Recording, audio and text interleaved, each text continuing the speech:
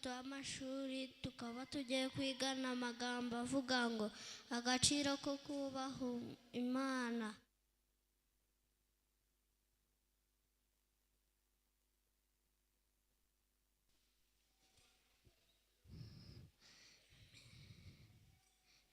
Imigani igice cya 22 umurongo wa 4 haravuga ngo upfukama kubaha Uwiteka ingororano ye n'ubukire, icyubahiro n'ubugingo.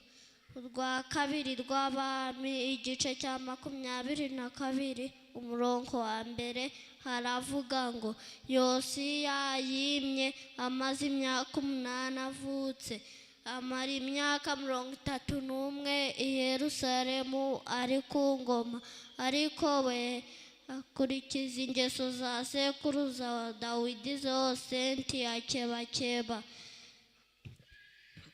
Igitabo cy'urugo rwa Gikristo igice cya 48 paje 273 haravuga ngo umwana muto cyane ukunda Imana kandi akayubaha ni igihangaje imbere y'amaso yayo kuruta umuntu ufite impano zihambaye kandi wize cyane usuzugura agakiza gakomeye.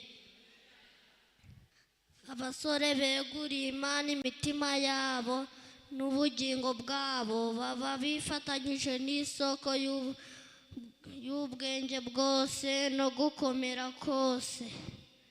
Abameze batyo ubwami bwo mu ijuru ni ubwabo.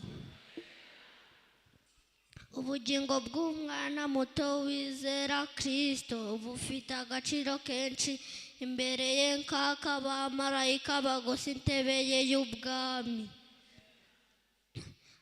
Abo bana bagomba gushyirwa Kristo kandi bakarererwa Kristo. Bagomba kurererwa mu nzira yo kubaha ntibatwarwe n'irari ry'inda cyangwa ubwirasi. Mukomeze kugira isabato nziza.